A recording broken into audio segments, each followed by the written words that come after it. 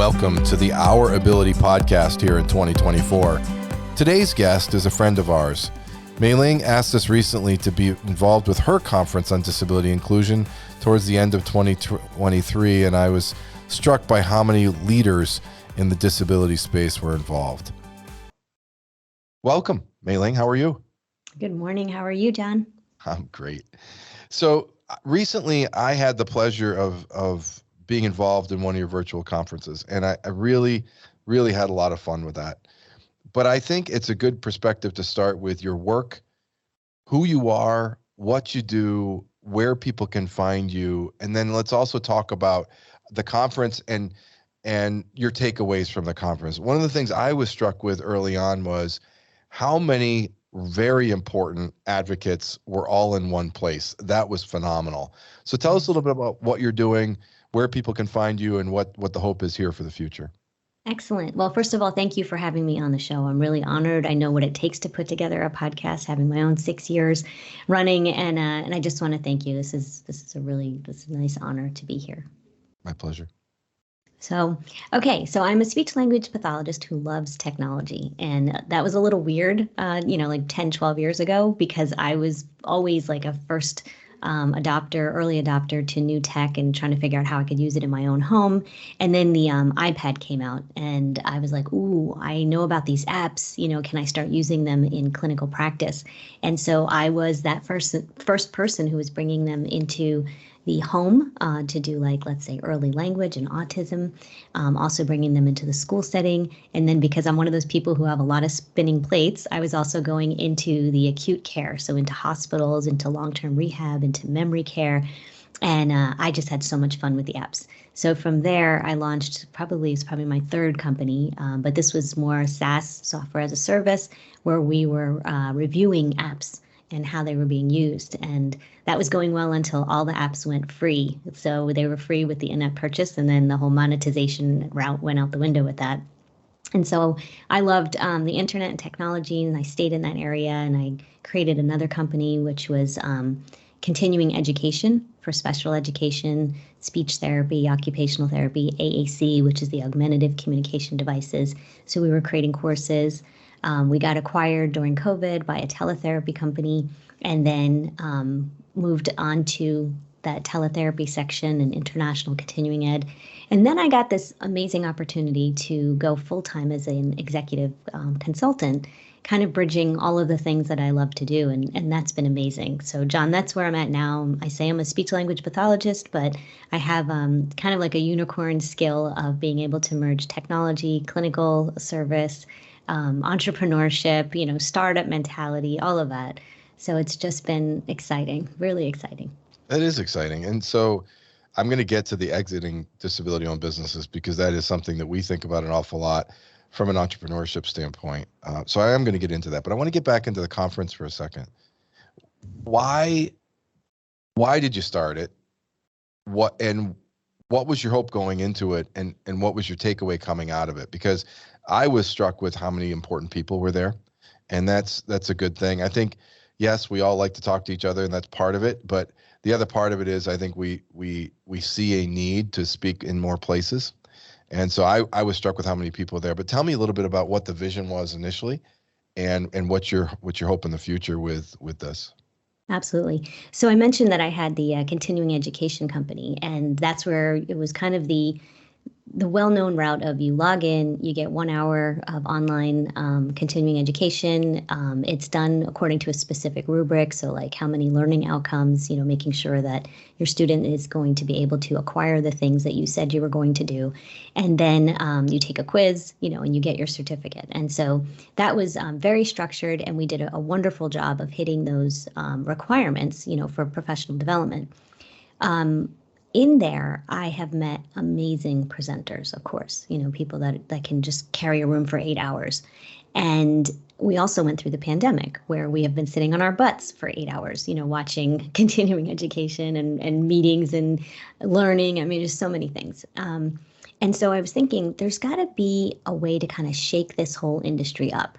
I think we were just bored, and So I started talking with one of the people that I've worked very closely with on a number of my projects, which is one creating the continuing education, but she was also a co-author in one of my anthologies. And so my other love here that has grown in the last couple of years is storytelling. And I'm sure that you've been exposed to it, as have your listeners. And you learn so much more when you're just listening to somebody's first person lived experience story. And I also feel like they're not trying to teach you something, they're just trying to share something. And you get the opportunity to just be another human listening in and making your own decisions, having empathy, having opinions, bringing your history and your culture to that situation also, and it all affects how you're going to respond. But I'm finding it's so powerful. So during the pandemic, while other people were watching Tiger King and learning how to make banana bread, I actually pulled together 43 authors in 18 months, and we created 3 separate anthologies. And each one had a different focus. So the first one was kind of broader with parents of people with disabilities, and then the service providers like myself telling stories about being in that space. The second one is focused on the augmentative and alternative communication space, which is incredible, talking about people who use AAC full time, a parent who created a device, and then again, people who are in that space who have created amazing products and communities around AAC. And then the third one was around speech language pathologists, which was near and dear to my heart. And John, I don't know if you've done this, but I said, this is my last book. I've done the 3 and I feel really good about it. It's a legacy. I even put in my introduction, starting my last book. I'm so excited. And then this May happened. This May was, every May is API month, and that's Asian Pacific Islander month. And so I got a wild hair and I said, oh, I need to interview the legendary woman who founded the API caucus for our professional organization, which is the ASHA, American Speech Language Hearing Association. And so to thank her for the interview, I sent her copies of the books, and I get on a meeting with her and she says, you need to do another book. And I said, oh, thank you so much. That's very kind of you. Right. And I said, but I'm done. That was such a heavy lift, to get 15, 16 people through the writing process. And she says, no, she says, Mai Ling, this is what you do. You bring people together and you share their stories. But the real nugget here, John, is she said, I'll do it with you. And that was new to me. And I know that you've done this and your listeners are listening in.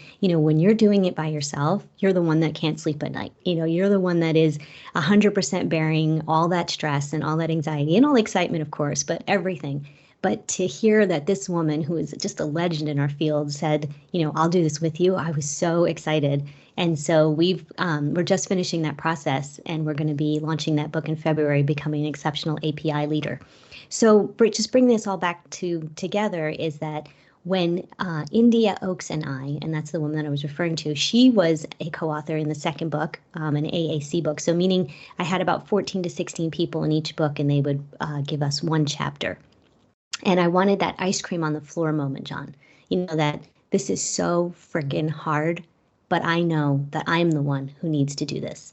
And that's the stories that I've been trying to bring forward in all of my books. And so I talked to her and I said, what if we did a conference where instead of someone standing there and doing bullet points and saying, this is what you need to do, this is how you need to make everything accessible, this is how you need to look at the world, what if instead we just share stories and people get to hear how that really affects us? And I say us, and this is another little caveat I want to share with our listener, is that as a speech language pathologist, I have been providing service for all different types of diagnosis and symptoms and things. And in there, I had seen ADHD. But to me, it looked like a young boy who just had a lot of things going on, and I helped with organizational skills. In the last 2 years, I've seen my family members now having diagnosis of ADHD. And I've also heard from women of my age, and I'll say I'm over 50, but of my age getting diagnosed with ADHD. And I was like, what does that look like, right? And so people have been very open and generous with posting on Facebook, posting in blogs, speaking on podcasts, and sharing what that looks like as an adult woman. And I started to say, oh my God, that sounds like me. So in May, I had my own journey where I went through the extensive evaluation and I got a diagnosis of ADHD, and it has changed my life. And so now I can use terms like us, Like instead of I am a clinical provider or I have been servicing this community, it really is us because I have been spinning plates, I have been masking, I have been, doing all of these things for survival in the background that people don't know. And now I feel like, wow, now I get it. And that comes from other people's stories and the courage that they've had to share them. And so that's why now this is something that I feel very strongly about, sharing my story. And I think that we did an amazing job of doing that during the Exceptional Alliances event, the conference that you're talking about. And the people that said yes are incredible, John. There are a lot of people who are very well known, and so you'll recognize the names. But then we were also able to sprinkle in people who are up and coming. And I say up and coming because they are just starting to find their voice, or they're known in smaller communities. And it was really amazing to have them as part of these conversations with people that they would otherwise not have the chance to talk with. And I think that was also really powerful. You say something that is I think something I have known for a long time, but it really has been solidified since COVID, during COVID and since COVID. I went through my own personal journey of finalizing my disability studies master's degree. And in doing that work during COVID, I really came to the realization that disability studies is really just storytelling. Yes. That if we're going to be true to ourselves, we have to tell our stories. And there's a fine line between inspiration porn and storytelling, and I understand that. And I've lived that as a public speaker for 15 years. But the truth is, the only way I can get you, Mai Ling, to understand my experience as a quad amputee is if I tell you my experience. Yep. And because I can't show you everything. I can't take you into a situation, an elevator that I can't reach. I can't take you into a parking spot. I can't do that, but I can tell you about that experience. And by telling you that, that's the way we share disability stories. And I was struck with Exceptional Voices in that we are telling stories. And yes, at times we have to tell each other as advocates, but the hope is then that those other advocates take those stories out and keep that word going, or evangelizing that word beyond, right? And so I was really struck with that. And I applaud you for saying that, because it really is storytelling that is what disability is about. And that's why this podcast works. That's why video works. That's why books work. That's why events like Exceptional Voices work. So I applaud that. I guess my follow-up to that is, so how do you follow that up? What is your next step? Because we do need to keep the stories going. And by the way, as far as stories go, thank you for sharing your personal experience with ADHD. I think that's extremely important for the listener to understand. Where are we going? So after that, I had to take off like a month because honestly, I think I almost died in the background. We had 50 speakers. And just to clarify, we tried to make the event very different from anything anyone's experienced in an all-day event. We had keynote speeches, which were at a max of 10 minutes, which was fantastic. And they would like kick off what that conversation was going to follow. And then the roundtable discussions were moderated by one person, and then we had 4 to 5 people that were going to be panelists, to participate. And I'll tell you, that was too much. It turned out to be 50 people that we were, bringing on to the Zoom and turning off. And it was incredible. And luckily, I think everything went pretty much without a hitch. We had a little bit of issues with the sign language interpretation. And I'm bringing that up because if anyone is doing, accessible conferences, you have to have sign language. It shouldn't be that somebody has to ask for accommodations. And so we provided it for every single section. And so that meant just rotating, 3 people the entire time, and they were exhausted. So there's a lot of things that you need to think about when you're running, these types of conferences. But what was really neat is we got done with that. And like I said, I had to take time off, and I said, okay, I personally could not run this again, this 8 hours and 50 people, but the value of each micro session is incredible. And the longest each session was actually 30 to 40 minutes.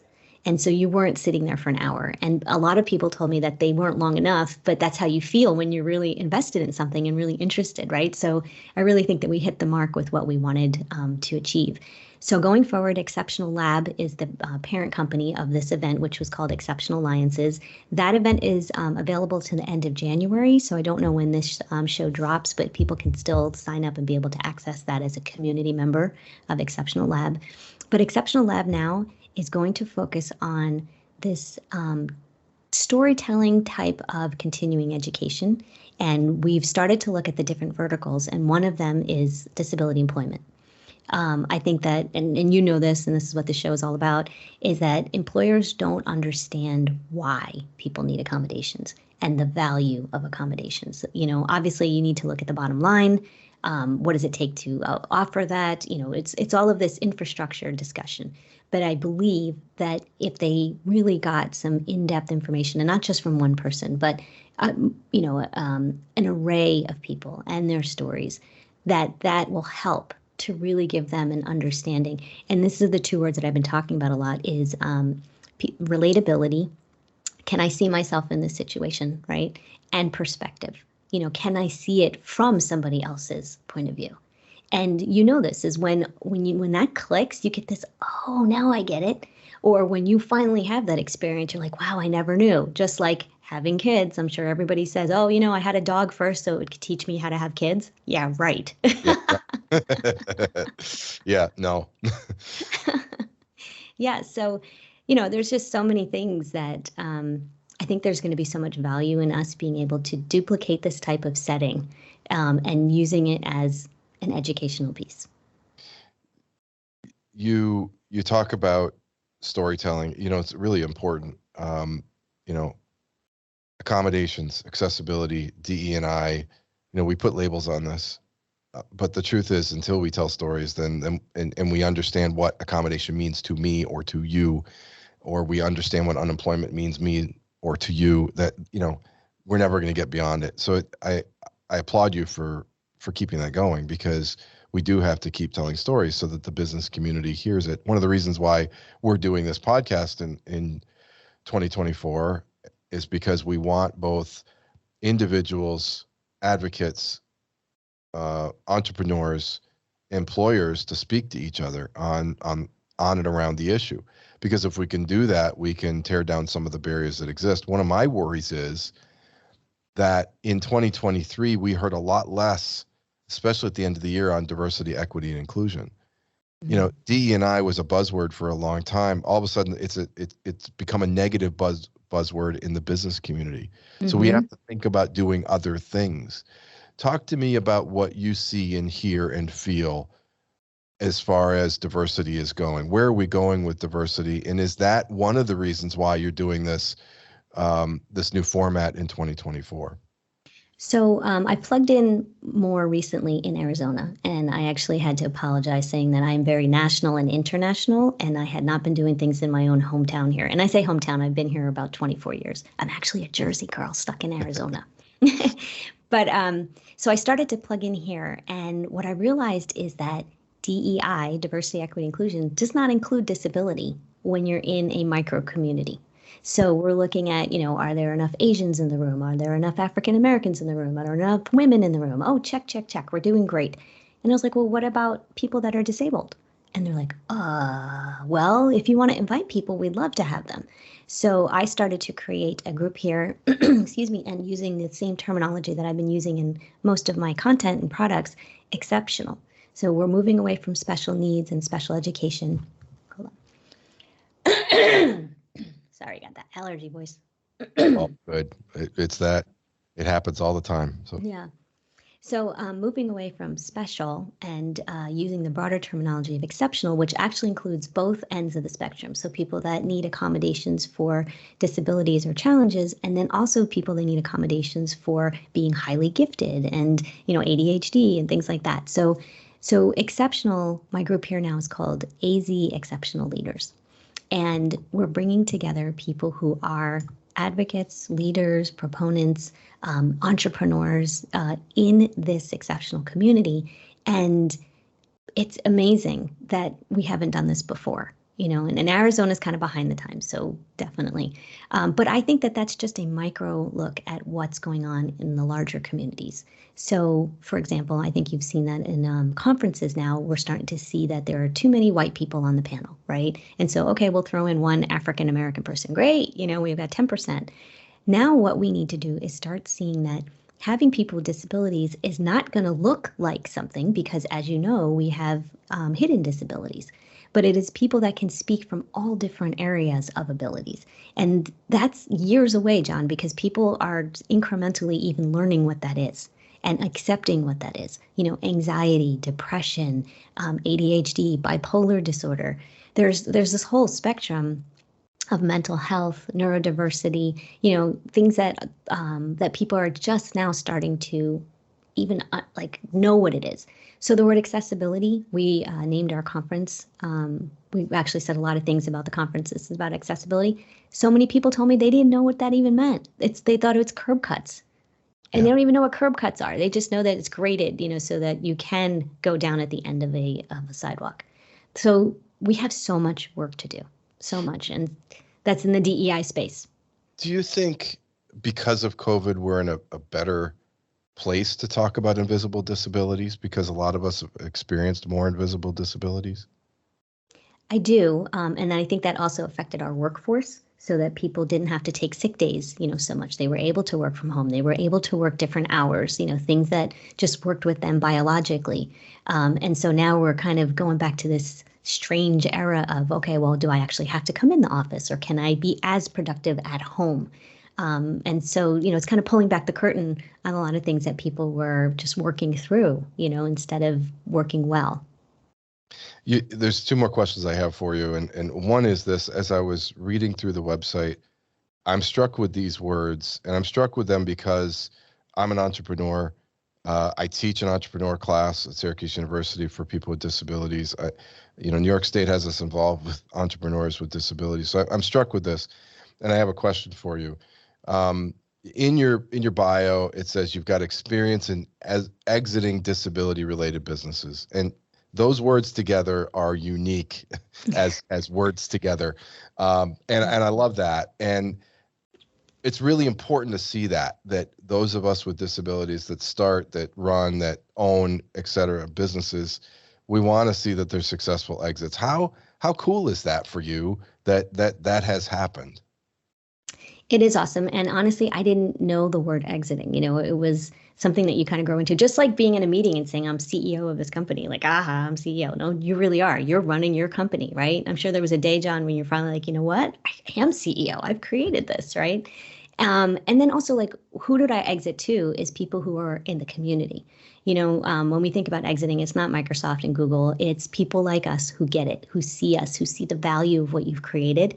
And that's mostly, the people that are helping other disability-focused offerings. I've also worked with a couple of accelerator programs, and in your slides, you're supposed to be showing the value, and everyone's leading with the monetary value. And disability-focused companies typically have something so much bigger. We are changing the world. We are changing the way people are going to be able to experience something. But really, who cares? The investor has to care because then they're going to write that check. And so it's this big elephant in the room. So there's been a couple times where I'm like, you need to put this picture of you not being able to access the concert, like whatever it is from your perspective. Like that should be there, right on like the second slide. And challenge them. Like, do you care? Right? Because if you don't, then you're not the person I want to work with. You're not the person I want investing in my company because we're going to find those people and they're going to ride it out with us and they're going to help us. They're going to lift us up. They're going to introduce us to their relationships and the people that can, continue to grow our businesses. And I've experienced that, John. So it's there. It's true. That's what investors want. They want to change the world, right? They want the next Apple, the next Microsoft, the next Bitcoin, whatever it is that's cutting edge, and they want that because they want to change the world. So you're tapping into exactly the emotion that they want, and it's true. We as people with disabilities, we are changing the world, and come along with us, right? And so I think there's going to be a great future for disability-owned businesses and for disability exit strategies because we are changing the world because we have to. And that's a fun part. Finally, I want to ask you this, Mai Ling, Where are we going? So if you had a crystal ball and you could go down the road 5 to 10 years, where are you? Where's Exceptional Labs, and where's disability in all this? So I keep saying the things that I talk about are going to be not interesting someday because everybody's doing it. Universal design has to be embedded in the fabric of everything we do, everything we create, everything we talk about. There will no longer be ableism because we've eradicated that type of perspective. I do it too. Sometimes I'll say, "Oh my God, did you see that?" Well, not everybody's going to see that. Or can you imagine? We use these words that it's just in our culture. But eventually, that'll all go away and you and I won't have jobs anymore. And that's how it should be, right? Because they don't need us to be advocates anymore because everybody gets it. But, again, we are in the fishbowl. And so I feel like, wow, everybody's talking about what we're talking about. But it's not true. We are years, 5, 10 years away from everybody getting it. I'm going to put that in quotes. And that feeling of everybody getting it, I was saying to my husband last night, I'm a woman. And of course I can vote. But there are women living right now who lived through when they could not vote.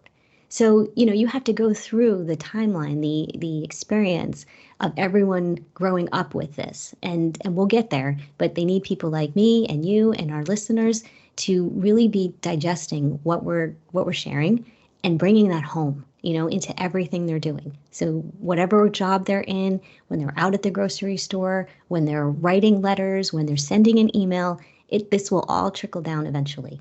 And accessible will no longer be a buzzword.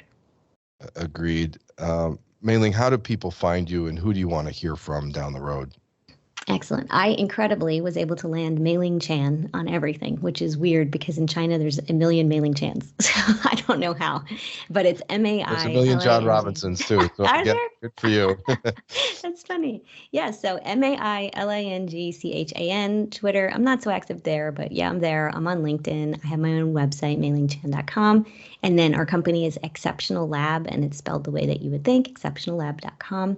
And I'm open to talking with lots of different people. So if you are on the road to creating something and you'd like to connect, I love to connect. So just, reach out to me. We'll figure that out. If you're looking to just talk about something that you're already creating, I love that space. The startup community is kind of my jam. And then presenting. If you're interested in presenting, let us know. We're in the early stages, and so we're kind of developing all that out. But yes, would love to talk with you. Great, Mai Ling. Thank you very much for your time. And for those listening, you can hear the passion in her voice. Mai Ling's a rock star and going places in the disability space. A lot of people are already following. So if you haven't heard, get on board. Follow Exceptional Labs. Follow Mai Ling Chan, because these are people that we need to listen to in the now, but also in the future. Thank you very much, Mai Ling. I very much appreciate it.